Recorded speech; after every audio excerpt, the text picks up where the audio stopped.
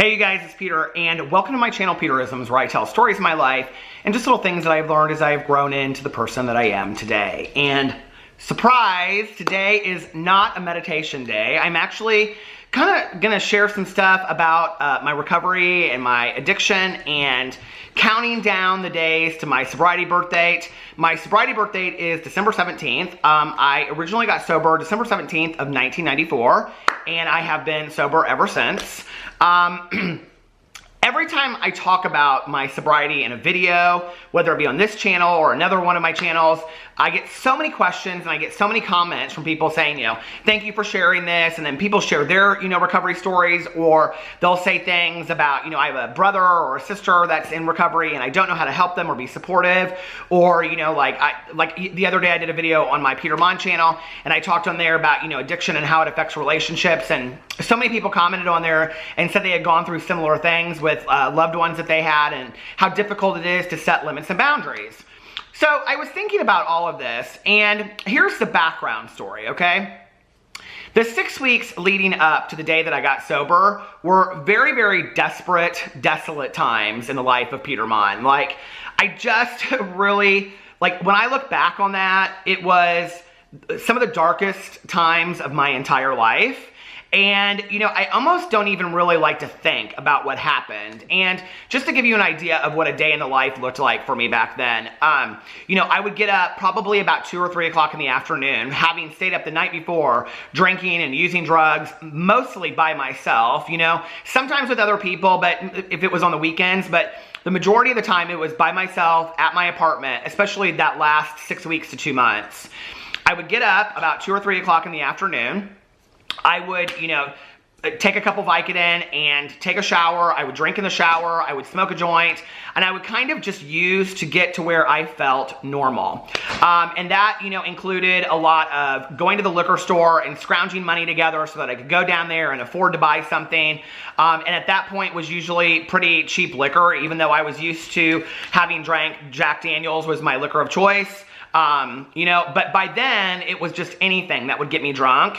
Talking to several of my dealers and, asking them to just front me something so that, I could get through, and, always on this having to owe them later. I put myself in some very, very dangerous situations with drug dealers. And, I look back on that.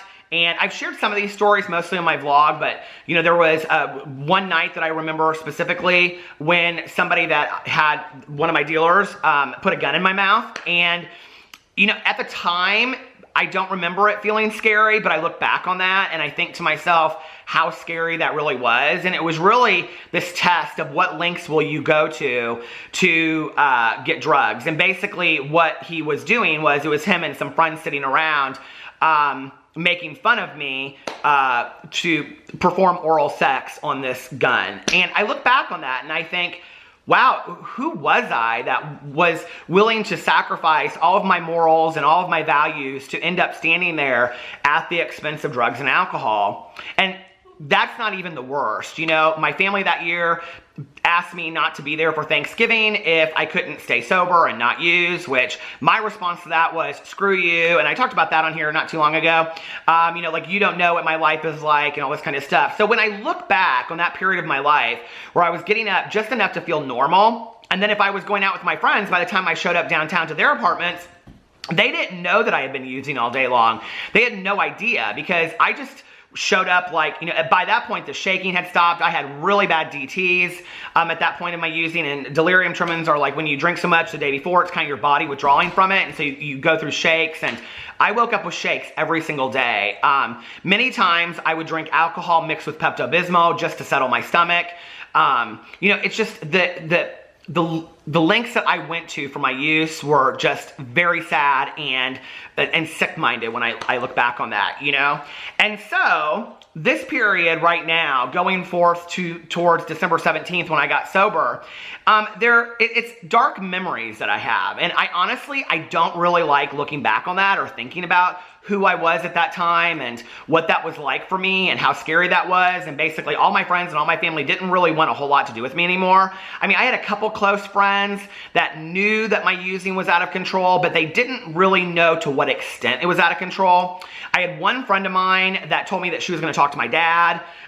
You know, and it was like, I kind of kept everybody at a distance because I didn't want anybody coming in the way of my use, but at the same time, like, I wasn't willing to do anything for it because I didn't really know how bad it was. Because in your mind, you fool yourself, right? And the addict gets stronger every single day. And so in my mind, I was fooling myself. Like, I can stop, you know, when it gets bad enough, whatever. But then what happened was it kind of turned into this period where I just didn't really care. Like, I didn't care if I woke up or if I didn't wake up. And many days I would go to sleep and I would think, please just don't let me wake up tomorrow. And, you know, I look back on that and it's this extremely dark period of my life. Well, when I look at my sobriety date, okay, the 17th, and I look at the days going forward for me, you know, it's hard for me to get excited about, okay, yet here is another year, because typically what I do is I reflect back on where I was then, how far I've come, and all this kind of stuff, right?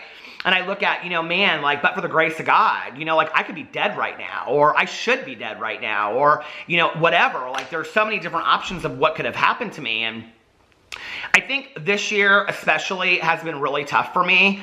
I've had several friends of mine that have passed away from overdoses. I can't even tell you how many people I have known that through other people that have overdosed and passed away. It's just been a really tragic year. And, you know, every year that I get sober, or I stay sober longer and my friends stay sober longer, the more people I know that go back out. I've talked about that on my vlog at length, that I've had, you know, several friends of mine that have gone back out with double-digit years, and it breaks my heart. And, you know, but the more people I seem to know directly and indirectly that are dying from the disease of addiction, and it is so scary to me. And many of them are people that, like, a year ago, I didn't even know that they had a substance use problem, and now I'm getting news that they're dead. And I'm like, this is unreal, right? Like, this is, and we're not talking about it, I don't think, enough, because we're scared to talk about it. And there's a stigma that goes along with addiction and, you know, alcoholism. So we don't want to talk about it that much in our country because, you know, like, many of us are, you know, in 12-step programs, and so we're bound by the traditions and the rules of 12-step programs, you know, and then, but I think it is important to share our story so that other people out there that have no idea about any of this stuff whatsoever, they don't know how to approach it. You know, back when I got sober, I mean, it wasn't my first time at the rodeo, it was my 5th treatment. But when I look back on that, I really didn't have any idea how to do it. I didn't really have any idea, you know, how to get through cravings, how to do this and how to do that. You know, today, you know, there's in meetings people would talk about it, but even then it seems so foreign to me, if that makes sense. Like, I couldn't put it all together. And so I just put one foot in front of the other. And now here I am, you know, at 23 years and 11 months sober, and it's surreal to me. It's absolutely surreal to me, because really all I've done for 23 years and 11 months is put one foot in front of the other. And for 4 of those years, I wasn't even part of a 12-step program. I completely walked away and had no emotional sobriety. And that, to me, is also a very dark period of my life where I don't know how I didn't pick up and I didn't use during that period. So I'm thinking about all of this, and this period of my life, or this period of the year, is always hard for me. It's a very still, silent moment when I look back on it. You know, I see myself in my apartment. I see myself just being in bed all day long and just going from the bed to the, you know, the kitchen to get something to eat, or to answer the phone, or, you know, to try to, like, get myself together to, you know, go to the dealer or something like that, or go to walk down to the liquor store. I don't, like, really remember much more than that. And it was just this very desperate, desolate time. So, you know, it's always hard for me, especially when it's this gloomy kind of weather out, because that is typical of November and December in Indiana. So when I see this kind of weather like it is today, you know, it reminds me of those days back then. And, you know, I can just squash those memories down, or I can think to myself, you know, like, well, you're not that person today. Like, you've come so far, you're a different person, which is true. You know, you had to go through that to be where you are today, which is true. You know, like, I don't think if I hadn't gone through that, I wouldn't be where I'm at today. But recently, and, you know, always on my YouTube channels when I talk about addiction, but recently it seems like I've gotten so many emails, so many questions from people, so many comments saying, hey, I relate to this, or I'm sober too, or I have 3 months. And I love those messages. When you guys share your sobriety with me, like, that is just so powerful. I love that. And what you don't realize that you're doing okay? It's for the person that doesn't feel comfortable leaving a comment. When you share how long that you've been sober, whether it's 2 weeks, whether it's a month, whether it's 10 years, whether it's 15 years, whether it's 6 months. When you share how long you've been sober on there, what you're doing is you're giving hope to somebody else that they can do it too.